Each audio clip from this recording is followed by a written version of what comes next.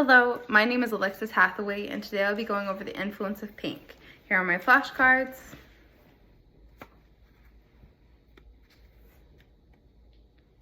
And here's my second one. And here's my audience. I have my mom, my dad, my sister and my brother, and my Robert. Okay.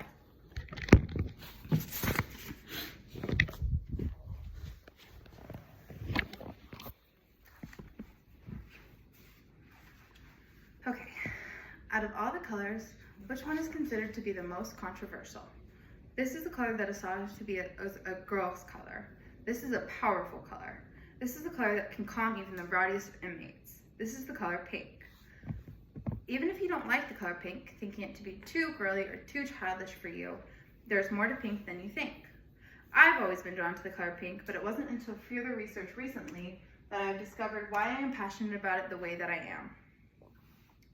Today I will be going over three main points: the history of pink, the influence of pink, and the controversy of pink. So let's jump into pink's deep history. In order to understand pink's deep and controversial history, we need to jump back into history to see why it's symbolic today. Believe it or not, pink was originally considered a boy's color, not a girl's color. And you may be wondering how this came to be. As you can see, I have a boy depicted in pink and a girl in blue.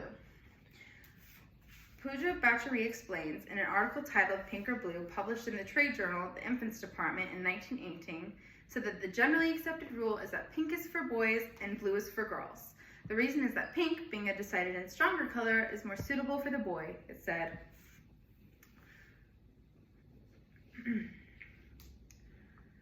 And then, that seemed to be always the case until a little bit in the future, around the 1920s, when manufacturers decided that in order to sell more clothes, they were going to color code and gender the clothes.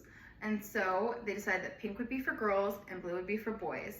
And they actually ended up selling a lot more clothes that way, and it came to the point where many people believed that this color coding had always been the case. This began to be even more true to the population when Henry Huntington, a famous millionaire at the time, bought the paintings Pinky and Blue Boy. These paintings show a girl in pink and a boy in blue. And because these paintings were from the 18th century, people believed that this had always been the case, that pink had been for girls and blue had been for boys. But as we know, this is not the truth. But why when pink is connected to fiery colors such as red, is it also considered to be a calming color? Have you ever heard of Baker Miller pink? Do you know where the Pepto-Bismol color got its name from? It all started with a researcher named Alexander Schoss.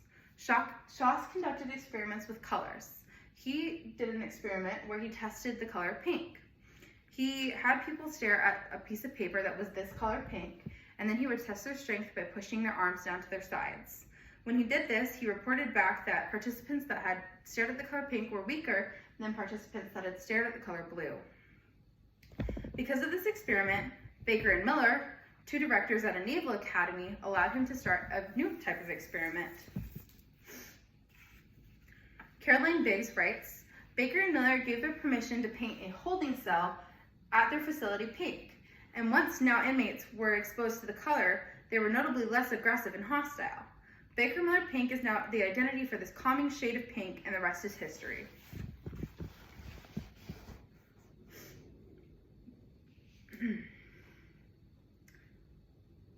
Many people found this fantastic phenomenon to be extremely amazing, but was it ethical?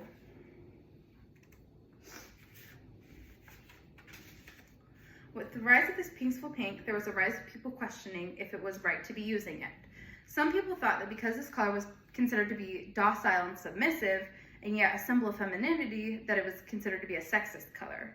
Others argued that because it was a symbol of femininity and yet it was being used for male correctional facilities, that this was being used to humiliate the men and was considered to be unwarranted. Julie Irish states that famously in the 1980s, the University of Iowa football team painted their visitors' locker room at the Kinnick Stadium pink. A 2005 refurbishment added pink lockers and even pink urinals that Coach Hayden Fry believed it would curtail the aggression of the opposing players and allow the home team to gain a competitive edge. So as you can see, this pink can be used and abused to people's advantage. So is this an ethical color to be using? Pink is powerful, and its influence can do so many things, like change our mood, and it has such a colorful history. We don't give this color the credit that it deserves. Many people believe that because this color can be abused, it shouldn't be used at all. And since, as we have heard before, with great responsibility comes great power. Today I have gone over pink's history, pink's power, and pink's controversy. This is a powerful yet scary color, but the benefits are overwhelming. Using this pink can mean a more peaceful world, so shouldn't it be used? As long as we are responsible, people should be allowed to use this pink. Next time you see this pink, know that the color has a lot more than going on than what meets the eye. Thank you. So once again, this is my audience, my mom, my dad, brother and sister, and Robert. And here are my note cards again.